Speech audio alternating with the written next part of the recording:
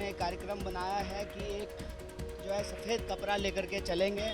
जो हाथ रोजगार मांगता है वो हाथ जो है उस कपड़े पे रंग लगा करके अपना छाप दे, और जब हम पटना पहुँचें तो सरकार के सामने यह दिखाएं, सरकार के प्रतिनिधियों को आप लोगों के माध्यम से बताएं कि देखिए कि ये बिहार के हाथ हैं जो रोजगार मांग रहे हैं, जो नौकरियां मांग रहे हैं। पीछे चल रहा था तो आपकी यात्रा में पीछे सेना अभ्यर्थी के कई सारे अभ्यर्थी जो हैं वो चल रहे थे। वो कह रहे थे कि 2021 में उनकी बहाली हुई थी, लेकिन उनकी बहाली को रोक दिया गया है। अग्निवीर योजना को ला करके उन्हें रोक दिया गया।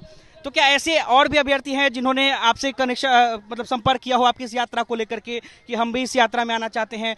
मौजूदा में बिहार में बीपीएससी का जो मुद्दा रहा, आपने देखा होगा कि किस तरीके से कोर्ट में भी मामला है। री एग्जाम को लेकर के बीपीएससी के जो अभ्यर्थी हैं वो सड़कों पर पिछले 2-3 महीना से प्रदर्शन कर रहे हैं। स्वाभाविक बात है कि यह जब नौजवानों की यात्रा है तो नौजवानों का जो सबसे बड़ा सवाल है उसको लेकर के जो लोग भी आंदोलनरत हैं, जो लोग भी अपनी आवाज़ उठा रहे हैं, वह इस यात्रा में शामिल हो रहे हैं और भी लोग शामिल होंगे। कई लोग आकर के अपना आवेदन दिए हैं। हम लोगों ने एक कार्यक्रम बनाया है कि एक जो है सफ़ेद कपड़ा लेकर के चलेंगे। जो हाथ रोजगार मांगता है वो हाथ जो है उस कपड़े पे रंग लगा करके अपना छाप दे, और जब हम पटना पहुँचें तो सरकार के सामने यह दिखाएं, सरकार के प्रतिनिधियों को आप लोगों के माध्यम से बताएं कि देखिए कि ये बिहार के हाथ हैं जो रोजगार मांग रहे हैं, जो नौकरियां मांग रहे हैं। और यहाँ लोगों को बेहतर इलाज और बेहतर शिक्षा नहीं मिलने के कारण जो पलायन हो रहा है वो हमारे लिए एक बड़ा सवाल है, और इस सवाल पर चुनाव में चर्चा ना हो इसलिए जो है इधर उधर की बात की जाती है, बात को गुमराह किया जाता है।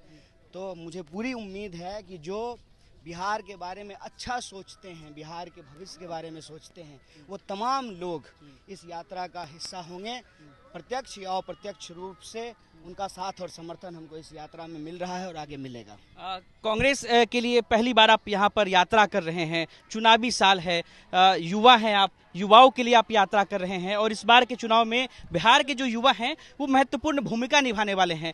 तो क्या लगता है इस यात्रा के माध्यम से आप बीजेपी को कितना नुकसान होगा यहाँ पर और कांग्रेस को कितना फायदा होगा? कन्हैया जी, देखिए, हम किसी पार्टी के नुकसान के लिए नहीं, हम बिहार के नौजवान के फायदे के लिए यात्रा कर रहे हैं।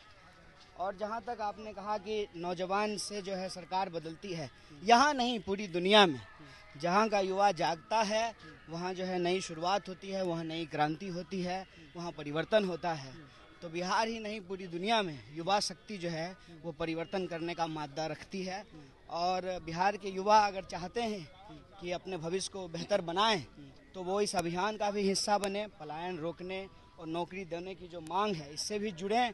और अगर सरकार नहीं मानती है, जैसा एक नारा पीछे कई साथी लगा रहे थे कि हम अपना अधिकार मांगते नहीं किसी से भीख मांगते, नौकरी का अधिकार मांगते नहीं किसी से भीख मांगते, रोजी रोटी दे ना सके जो वो सरकार निकम्मी है।